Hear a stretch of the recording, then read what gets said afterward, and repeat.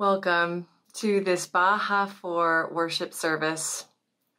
We represent Borderlands Unitarian Universalist in Amado, Sky Island Unitarian Universalist Church in Sierra Vista, Mountain Vista Unitarian Universalist Congregation in Northwest Tucson, and the Unitarian Universalist Church of Tucson in Eastside. We come together because we know we are stronger together than apart. We also begin an acknowledgement that this land that we all call our home is stolen land, that it was stolen from the Chiricahua Apache, from the Pascayaki, from the O'odham people, and the Opata people, who are the indigenous ancestors of this land and our neighbors today. We say this each week so that we remember. And we say this each week so that we begin to act differently. This week, we begin our new worship series on the theme of preparation, or to prepare. We are inspired by this season. We are inspired by a season that calls on us to prepare many things. To prepare for a child, to prepare for the warmth of sacred sunshine in the midst of sacred darkness, to prepare for a visitation from a sacred guest, or for hard times, or for renewal, or for rededication to a sacred cause, to prepare to unwrap those gifts, to prepare for the family Zoom. Prepare, prepare, prepare. This is the season of preparing for something, waiting for something. The theme, of course, is how do you prepare for something that isn't here yet? Something you want really, really badly, or perhaps something you are afraid of. Preparation is a practice. Preparation is not passive waiting, it's active creating. It means for the thing to arrive, the thing we want really, really badly, we have to do something to get ready for it. Perhaps we have to be quiet, or perhaps we have to pay attention. Perhaps we have to listen, or perhaps we have to get louder. Perhaps we have to be willing to say yes to something we never thought was ours to do, or we have to say yes to the leaders, the messengers, and the miracles that are all around us already. May this season and this worship series and this service support you in the practice of preparation and waiting. And may we prepare together in such a way that when that thing that we want really, really, really badly to happen arrives, or when perhaps we notice that it has actually been here the entire time, we are ready.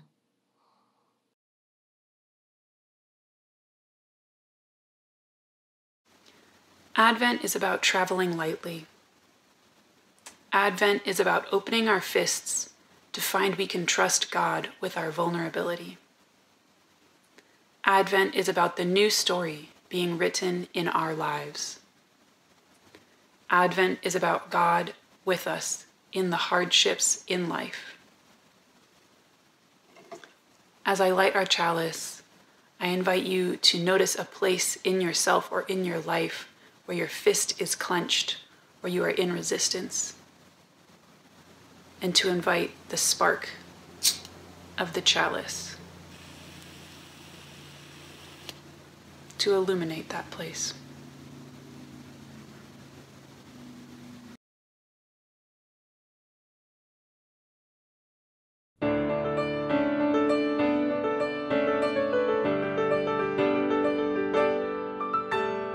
People look east, our time is near, of the crowning of the year.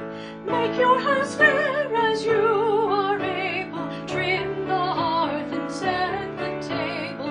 People look east and sing today, love the guest is on the way.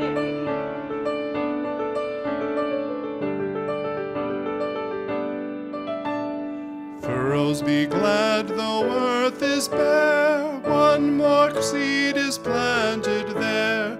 Give up your strength, the seed to nourish, that in course the flower may flourish. People look east and sing today, love the rose is on the way.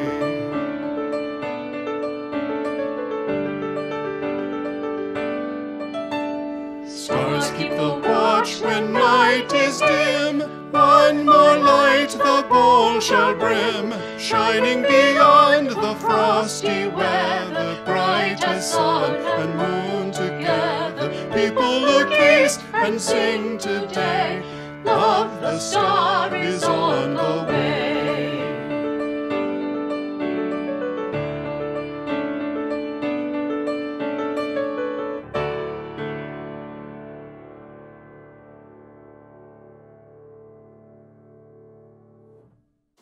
During Advent, Christians light a candle for each of the 4 Sundays leading up to Christmas and read from certain texts in the Bible in order to prepare. I'm going to read you my favorite reading of the season, and if you put aside far too much reference to God and too many male pronouns used for that God, I think you might find this passage interesting as well. It occurs in the Gospel of Luke when a pregnant Mary goes to visit her older pregnant cousin Elizabeth. Elizabeth greets her with eloquent joy, and Mary responds with a declaration of praise of her own.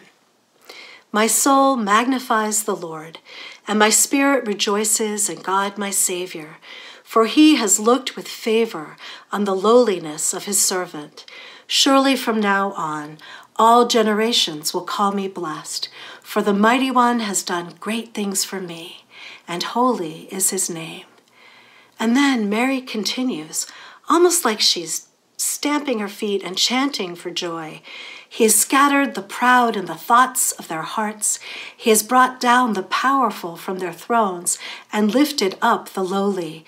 He has filled the hungry with good things and sent the rich away empty. I love Mary's victory dance. She is no humble servant of God. She's celebrating that the world might be turned upside down. And imagine her joy that if the world were turned upside down, her child might not grow up oppressed by the Roman Empire. In this season, we often look for more hope, joy, unity, peace here on earth, whether it's something supernaturally opposed from above or welling up from among us, something that we can work on together. Don't we want to see the world turned upside down, suffused with beauty because she's made more whole? I know that my worldview was turned upside down by the words of the astronaut Mike Massimino. He says as he looks down from the shuttle at Earth, I thought at one point, if you could be up in heaven, this is how you would see the planet. And then I dwelled on it and thought, no, it's more beautiful than that. This is what heaven must look like. I think of our planet as a paradise. We are very lucky to be here. What would it take to turn our worldview upside down? To see this planet as the rare, precious place it is, so that we work to save it, even at a late hour. Recently, I've heard stories of African American families recounted on the radio, families who are so relieved to discover the child about to be born to them is a girl, because it's just so dangerous to be a Black boy or man in this country. What would we have to participate in to turn the world upside down so that African American families can celebrate the birth of sons? And Robin Wall Kimmerer, Potawatomi botanist, collector of traditional knowledge and stories, writes in her book, Braiding Sweetgrass, of a tour she had with a group of Mohawk of a cultural site they were building on 400 acres on traditional land along the Mohawk River. One of the men, named Tom Porter and sometimes called Sagogwenyangus, says to her, as he picks up a book listing the children who went to the Indian school in Carlisle, Pennsylvania, and he opens it up to point to his uncle's name, this is why we're doing this, to reverse Carlisle. He and his group are turning the world upside down, reversing the ravages of the Indian schools that took people from their families, their language, their culture, their homes, often forever. And on these 400 acres, they have ceremonies, they learn language, they replant traditional plants, they reclaim identity, so necessary for life. In a moment, I'm going to play for you a chant sung by Brian Moon, the music director of UUCT and my colleague in the Baja 4. He will chant for you in Latin, much more than I read to you of the Magnificat in English. And as you hear him, I want you to claim for yourself how you want to see the world turned upside down, what communities you might have to work with to make that happen, how we can reclaim this world and make it more of the paradise it could and should be. And may it be so. Magnificat anima mea Domino, et exultavit spiritu meus in Deo salutaris Quo respexit humilitatem anciliae suae, et misericordiae eius in progenies timentibus eum, fecit potentiam in brachio suo, dispersit superbos mendicordi sui, deposuit potentes de sede, et exultavit humilis. Gloria Patri et Filio, et Spiritui Sancto, sicut erat in principio et nunc et semper, et in saecula saeculorum. Amen.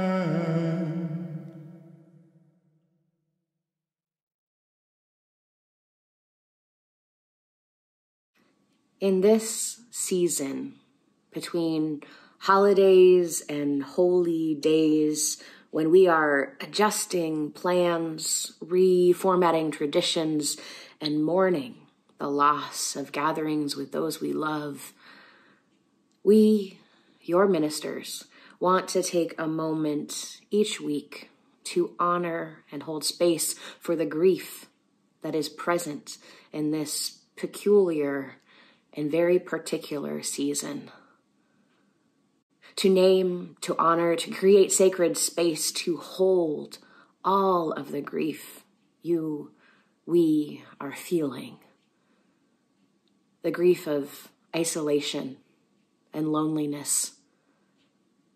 The grief of canceled plans and reformatted traditions. The grief of illness, dying, and death. The grief that arises when we have to calculate risk day after day after day after day. For all that you are grieving, for all that we are grieving, we hold this sacred space. And to hold you here just as you are, I offer these words from Gwen Matthews. Feel that? Each breath, every inhale, exhale, we are living, breathing, connected. We are the whole, complete, beautiful selves that we were born to be. Feel that in your bones, in your muscles, in your heart, and your blood. That is the extraordinary you, the you who was born for this time, this place, this moment. Feel that? The struggle, the worry, the pain, the loss, the grief. It is still you.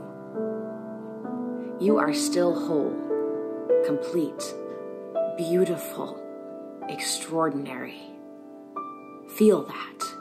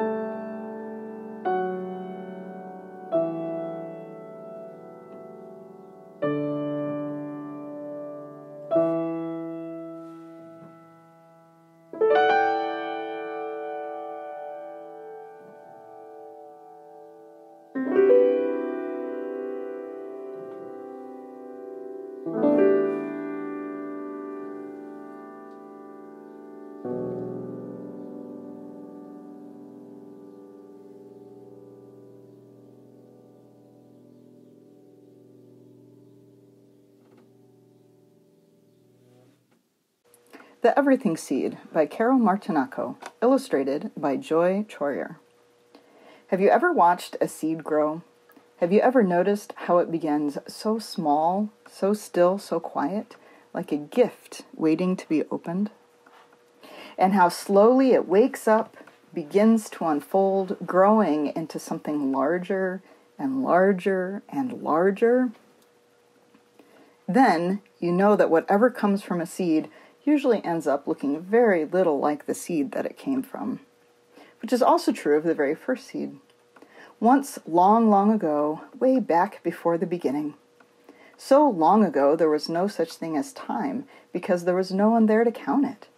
Everywhere was a huge, deep, mysterious place, like something waiting to happen. There were no stars, no sun or moon. There was no place like the earth, not a drop of water or a single tree or a rock or a flower, and certainly no living beings anywhere. But in that deep waiting space was hidden the tiniest point of something no bigger than a seed.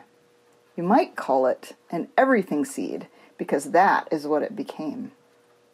No one knows where that first seed came from. But all at once, this tiny seed, cradled and nourished in the rich soil of space, woke up, broke open, and began to unfold. It unfolded and unfolded and blossomed forth into an enormous blazing ball of bright light, like a great grandmother sun. And the universe was born. Out fluttered the galaxies like a storm of snowflakes, swirling and gathering into the brightest, most blindingly beautiful clouds of stars. And out of those star clouds whirled our own star, the one we call the sun, and our Earth and our moon and all the round spinning planets we have learned how to name. And this is the secret of that tiny seed. You and I were there in the very beginning. Just as the idea for each leaf on the big oak tree lies hidden inside an acorn, we were there. Everything that is now, ever was, or ever will be, was first inside that tiny seed. So whenever you hold a seed in your hand and wonder what it could become, imagine how you and all that is here once came from the tiniest speck of an everything seed. Now, if this was an ordinary story, it would end right there. But this is the story of the universe, and it keeps unfolding. What once began in a blazing blossom of light continues every day. New stars sprout open in the deep soil of space. New plants and animals appear on the earth. Seeds of many kinds are scattered all over the earth to help us remember.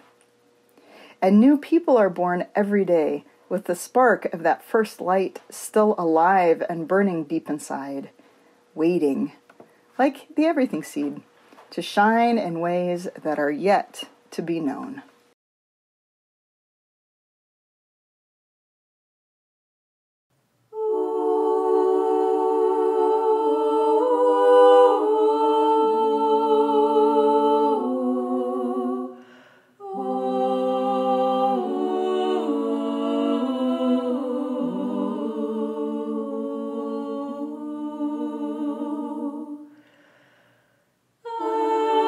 Es ist ein Ruf.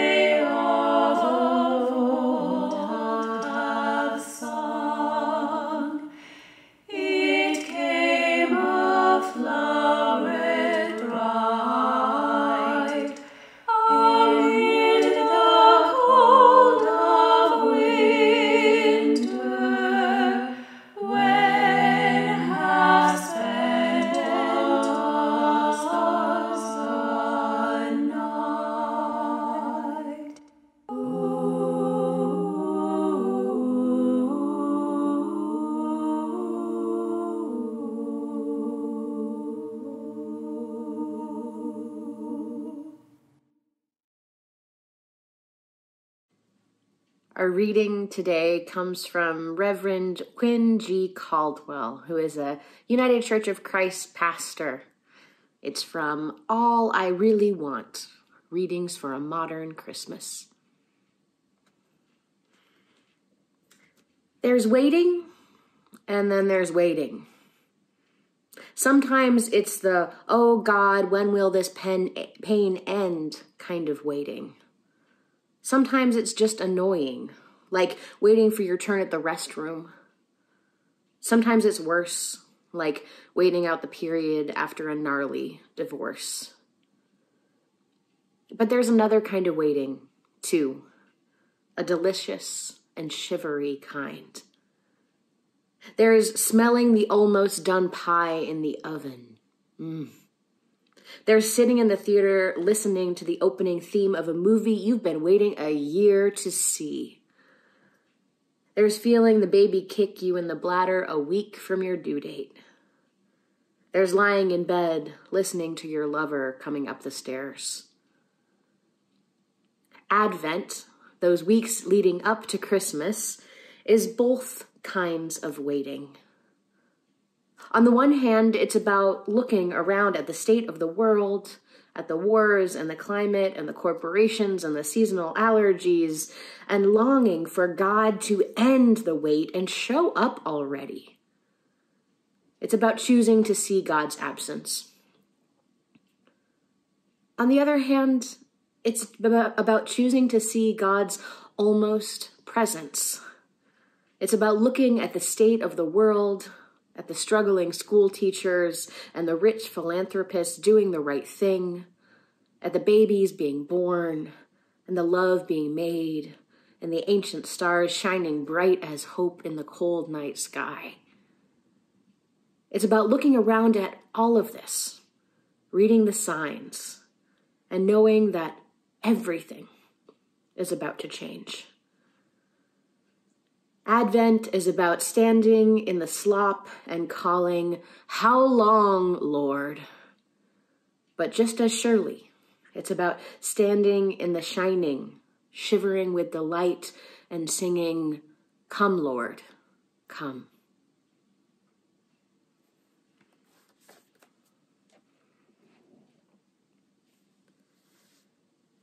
Advent, this season of waiting before the Christmas holiday, came a little bit early to me this year. It might have come in late summer when my husband and I learned that there is a baby growing in my belly. There was a lot of waiting in those first few weeks, and still waiting for the first OB appointment, waiting for the DNA test to come back, waiting to hear the heartbeat. And we're still in those cycles of waiting, and will be for a little while now, maybe the rest of our lives. And Advent arrived early for me in another way, in early mid-November, even after we learned who the president-elect and vice president-elect are. I am still waiting. My waiting is part trauma response, part pessimism, part guarding my heart against being broken again by corruption and power hoarding. So I've been dwelling in these Advent lessons of waiting for a few weeks now, and will for a little while longer now. What can we learn from waiting? All the different types of waiting that Reverend Caldwell points to in the reading, the expecting type of waiting, and the dreading type of waiting, the grieving waiting, and the hoping waiting. How can we dwell and learn from all of the ways that we wait? Especially in this year when we've been waiting for so much these past 8 months.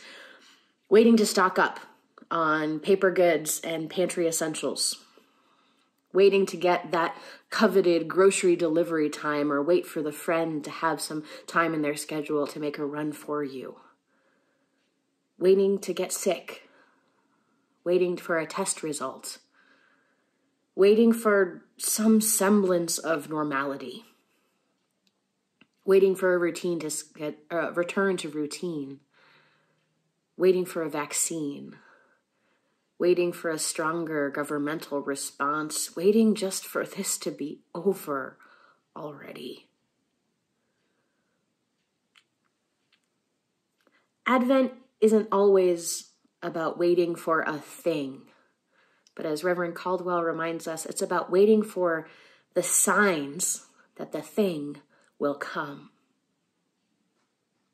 And the third Sunday in Advent, which is 2 Sundays from this recording, Christians around the world light a pink candle in their Advent wreath. There's 1 pink candle surrounded by 3 purple candles in most wreaths. And this pink candle represents joy.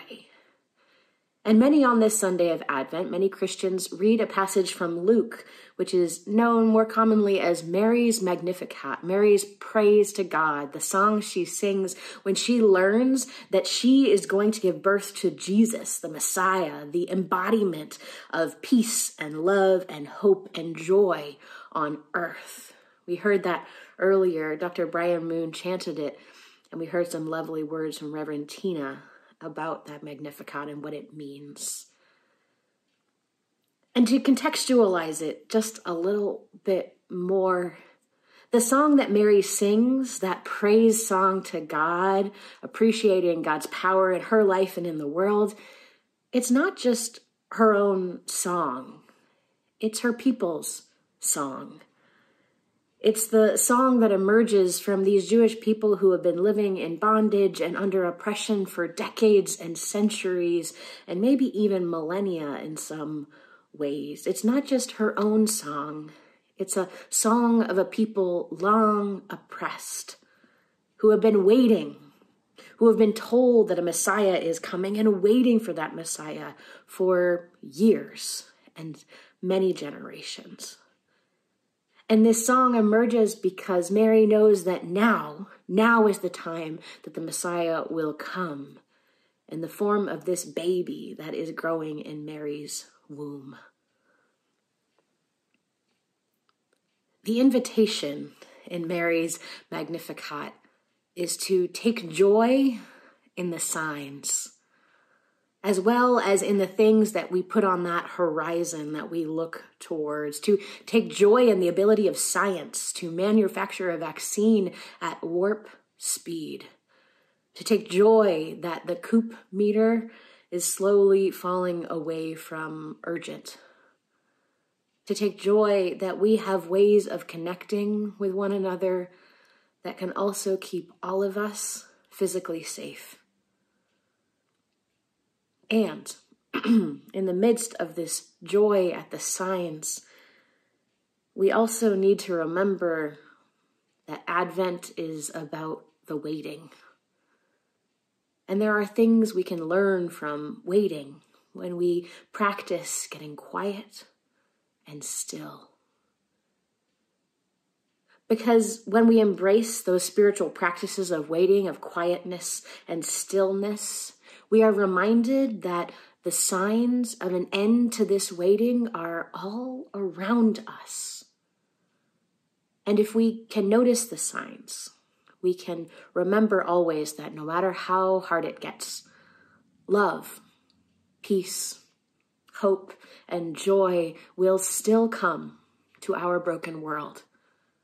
Every year, every lifetime, even this one, even now.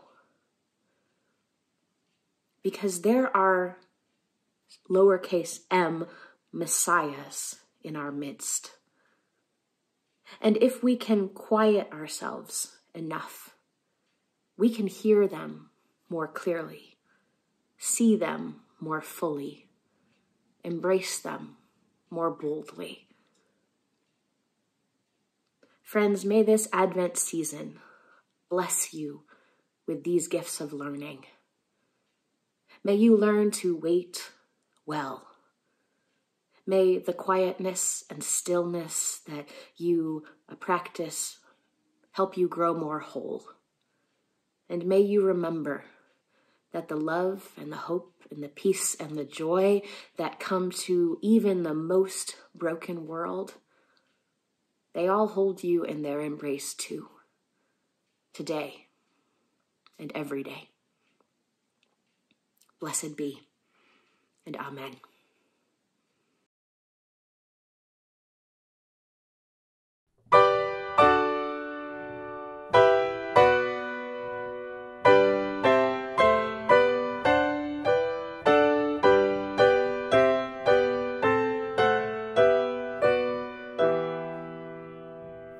O come, Emmanuel, and ransom captive Israel, that mourns in lonely exile here, until the Son of God appear. Rejoice, rejoice, Emmanuel shall come to thee, O Israel. O come, thou wisdom from on high, and order all things far and nigh. To us the path of knowledge show, and cause us in her ways to go. Rejoice, rejoice, Emmanuel shall come to thee, O Israel. O come, thou day spring, come and cheer our spirits by thy justice here. Disperse the gloomy clouds of night, and death's dark shadows put to flight. Rejoice, rejoice, Emmanuel shall come to thee, O Israel.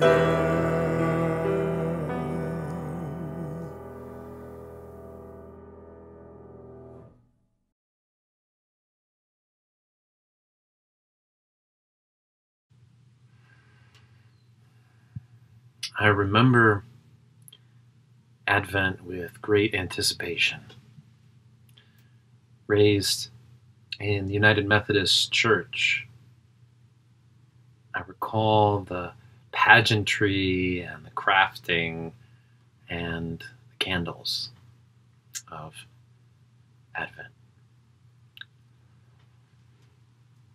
If you have a chalice, I invite you to prepare it for our extinguishing with these words by Cricket Hall, Unitarian Universalist lay leader, and they're entitled, "In This Time of Waiting, an Advent Prayer."